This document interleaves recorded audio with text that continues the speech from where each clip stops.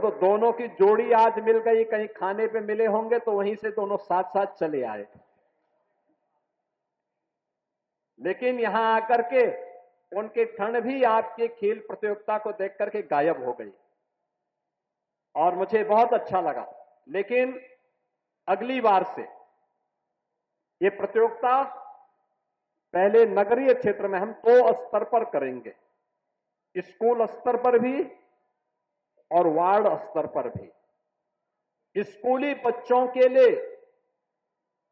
चाहे वह बेसिक के हों, माध्यमिक के हों या उच्च शिक्षा के या विश्वविद्यालय के, इनकी 3 चरणों में 3 प्रकार की प्रतियोगिताएं, बालक और बालिकाओं में अलग अलग खेल की प्रतियोगिताओं को तो हम संपन्न करेंगे ही, संपन्न करने के साथ वार्ड स्तर पर भी कामकाजी लोगों के लिए और जो अवकाश प्राप्त हो चुके हैं उनके लिए भी कुछ खेल की प्रतियोगिताओं को हम आयोजित करेंगे। पहले वार्ड स्तर पर, फिर महानगर के 4 से 6 अलग अलग छोटे छोटे उपनगर नगर बना करके उस स्तर पर, और फिर महानगर स्तर पर इस पूरी प्रतियोगिता को हम आयोजित करेंगे।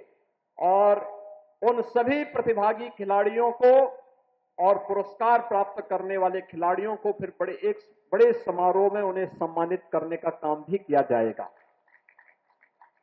ऐसे ही गोरखपुर में सांस्कृतिक कार्यक्रम के लिए भी हम लोगों ने कहा है कि जनवरी प्रथम सप्ताह में प्रतियोगिता होगी, जिसमें कला की अलग अलग विधाओं के बारे में, गायन है, वादन है, नृत्य है, नाट्य है, इन सब की प्रतियोगिताएं आयोजित होंगी।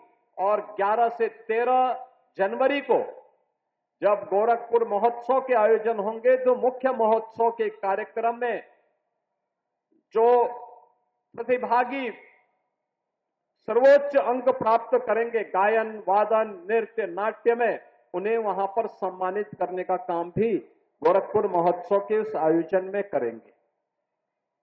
बहनों और भाइयों, आज खेल और खेलकूद की प्रतियोगिता के बारे में पिछले 11 वर्ष के अंदर भारी परिवर्तन हुआ है। कबड्डी हो, हॉकी, बैडमिंटन, एथलेटिक्स, इन सब के लिए पूरी दुनिया आपकी तरफ आंखें लगा करके देखती है। ओलंपिक हो, एशियाड हो, कॉमनवेल्थ हो, वर्ल्ड चैंपियनशिप हो, इन सभी खेलकूद की प्रतियोगिताओं में इन प्रतिस्पर्धाओं की एक नई मांग और एक नई प्रतिस्पर्धा यहां पर खड़ी हो चुकी है। और इसी को ध्यान में रख करके सरकार ने तय किया कि हर गांव में एक खेल का मैदान होना चाहिए। देखिए, ये स्पोर्ट्स कॉलेज का कैंपस है, कितना भव्य स्टेडियम का निर्माण यहां पर भी हो रहा है। रीजनल स्पोर्ट्स स्टेडियम में भी पहली बार पक्का स्टेडियम बन रहा है, बहुत भव्य 63 करोड़ रुपए की लागत से स्टेडियम का निर्माण हम वहां पर करने जा रहे हैं।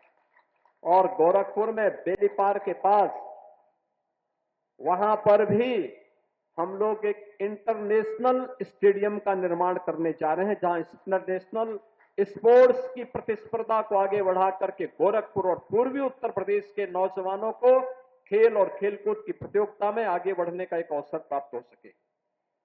हर विकास खंड स्तर पर मिनी स्टेडियम और जनपद स्तर पर बड़ा स्टेडियम बने।